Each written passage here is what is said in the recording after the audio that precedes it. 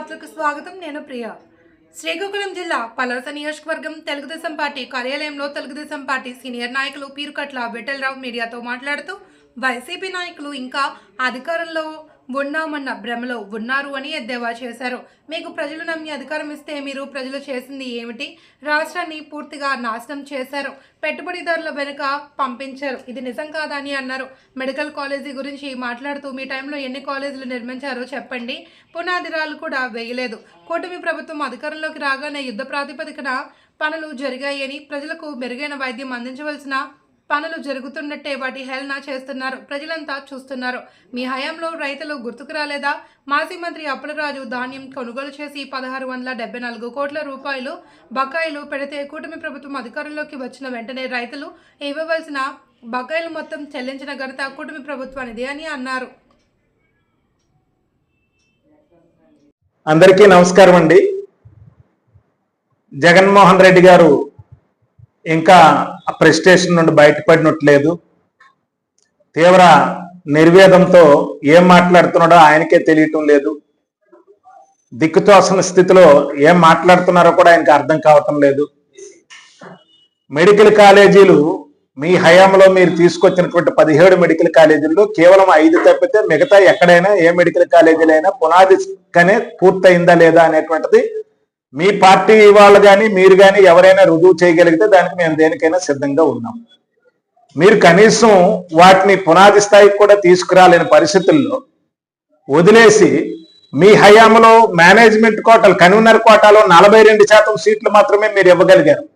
ఇవాళ చంద్రబాబు నాయుడు గారు వాటిని సత్వరం పూర్తి చేసి 2027-28 కల్లా మొత్తం 10 మెడికల్ కాలేజీలను కూడా అందుబాటులోకి తీసుకొచ్చి కంప్లీట్ గా వాటన్నిటి మీద ప్రభుత్వం తాలూకా ఆధిపత్యంతో ముందుకు తీసుకెళ్లాలని పీపీపీపీ మోడ్లో దాన్ని పూర్తి చేయాలని సంకల్పిస్తే మీరు ఈవేళ టెండర్లు ఎవరు వేయొద్దు, మీరు వాటికి వేస్తే మేము రేపు అధికారంలోకి వస్తే రద్దు చేస్తామన్నటువంటిది ఎంత హేయమైనటువంటి మాటలో సమాజం అర్థం చేసుకుంటుందండి.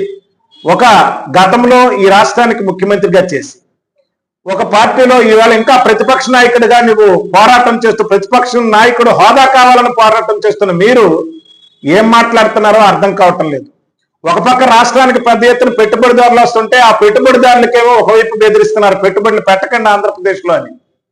ఏదైతే ఈ పీపీపీ మోడ్లో మెడికల్ కాలేజీలు పూర్తి చేసి ఇంకా వైద్య విద్యను సామాన్య ప్రజలకు అందించాలని కూటమి ప్రభుత్వం ఆరాట పడుతుంటే అటువైపు మీరు టెండర్లు వేయకండి, ఆ కాలేజీలకు ఎవరు ముందుకు రావద్దని చెప్పి మరొకవైపు మీరు హెచ్చరిస్తున్నారంటే అసలు సభ్య సమాజం కానీ ప్రజాస్వామ్యం కానీ మిమ్మల్ని క్షమిస్తుందా అని చెప్పి సందర్భంగా మిమ్మల్ని అడుగుతున్నాను. ఏమండి జగన్మోహన్ రెడ్డి గారు, మీరు చేసిన నిర్వాకం వల్ల, మీ అకృత్యాల వల్ల, మీ దుర్మార్గపు పాలన వల్ల ఈ రాష్ట్రం ఎన్నేళ్లు వెనకబడిపోయిందో అందరికీ తెలుసు. మీరు చేసినటువంటి మొత్తం వ్యవస్థను ఏదైతే నాశనం చేసేశారో దాన్ని ఇవాళ గాడిని పెట్టడానికి సంవత్సర కాలం పట్టింది కూటమి ప్రభుత్వానికి. నువ్వు చేసినటువంటి అనేక తప్పులను సరిదిద్దుతూనే ఇవాళ సంక్షేమం కానీ అభివృద్ధి కానీ రెండు కళ్ళలాగా ముందుకు తీసుకెళ్తున్నటువంటి ప్రభుత్వం 10 లక్షల కోట్ల రూపాయల పెట్టుబడిదారులను ఆకర్షించగలిగి పెట్టుబడులు పెట్టే పరిస్థితుల్లో మీరు ఇంకా పెట్టుబడిదారులను బెదిరిస్తున్నారంటే ఈ రాష్ట్ర శ్రేయస్సు పట్ల కానీ ఈ రాష్ట్ర ప్రజల పట్ల కానీ మీకు ఏమాత్రం చిత్తశుద్ధి ఉందా అని చెప్పి సందర్భంగా అడుగుతున్నానండి. ఇదే సందర్భంగా మరి స్థానిక పలాస నియోజకవర్గం నుండి గతంలో పోటీ చేసి ఓడిపోయినటువంటి అప్పలరాజు గారు రైతు ధర్నా కార్యక్రమం అని చెప్పి నానా యాగి చేసి నోటుకొచ్చినట్లు చంద్రబాబు నాయుడు గారి గురించి కానీ ఇతర పెద్దల గురించి కానీ మాట్లాడే తీరు చూస్తే ఇంకా మిమ్మల్ని ప్రజలు క్షమించే పరిస్థితులు లేరు. మీకు ఏ రకమైనటువంటి తీర్పు చెప్పారో మీరు తెలుసుకొని కూడా ఇంకా మీకు గుణప్రకాటం కాలేదు, కనీసం మీలో పరివర్తన రాలేదని చెప్పి బాధపడుతున్నాం మిమ్మల్ని చూసి. మీరు చేస్తున్నటువంటి వ్యాఖ్యలు కానీ మీరు చేస్తున్నటువంటి ప్రజలను రెచ్చగొట్టే తీరు కానీ చూస్తుంటే ఇంకా మీరు రాజకీయ ఉనికి చాటుకోవడానికి చేస్తున్నటువంటి ప్రయత్నం తప్పితే సమాజం కానీ ప్రజలకు కానీ మంచి చేయాలనే ఆలోచన ఎక్కడా మీకు కనపడటం లేదు.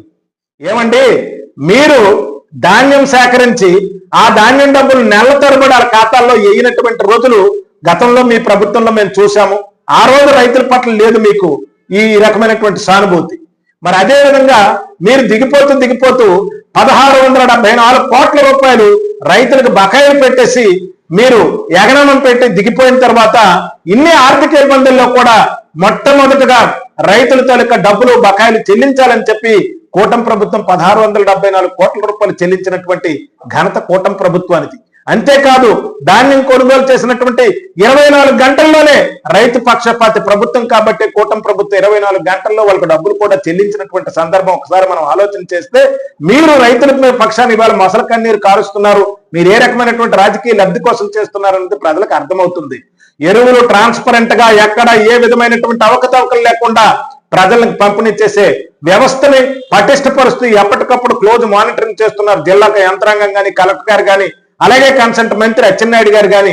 ఈ ఎక్కడ కూడా ఏ రకమైనటువంటి ఇబ్బంది కలగకుండా రైతులకు చేరువ చేయాలనేటువంటి ఒక ప్రయత్నం చేస్తుంటే దానికి సహకరించడం పోయి మీరు వాళ్ళ రోడ్లెక్కి రాజకీయాలు చేస్తున్నారు.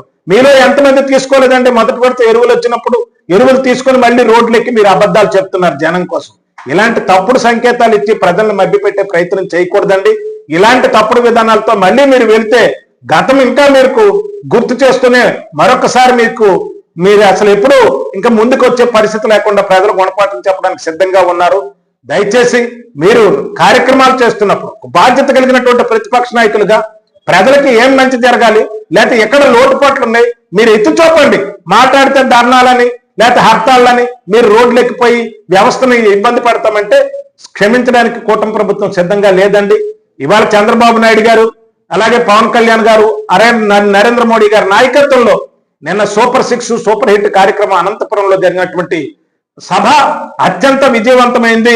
ఇది నభూతో భవిష్యత్తు ఆంధ్రప్రదేశ్ చరిత్రలో ఒక ప్రభుత్వానికి 15 నెలల తర్వాత ప్రజలు ఇచ్చినటువంటి ఒక అద్భుతమైనటువంటి తీర్పుగానే మళ్ళీ మనం భావించాలి. ఆ సమావేశం సందర్భంగా ఏది చేశామో ఈ 15 నెలల్లో అదే మా నాయకులు చెప్పారు తప్పితే మీలాగా అబద్ధాలు చెప్పుకుని చలామణి అయ్యే పరిస్థితి మాకు లేదండి. కూటమి ప్రభుత్వానికి ప్రజలు పూర్తి స్థాయి అండదండలు ఉన్నాయి. అందుకే నిన్న సభ కూడా అత్యంత విజయవంతమైంది. మరి ఆ విజయవంతం అవడానికి కారకులైనటువంటి ప్రతి ఒక్కరికి కూడా ధన్యవాదాలు తెలియజేస్తూ జై హింద్, జై తెలుగుదేశం.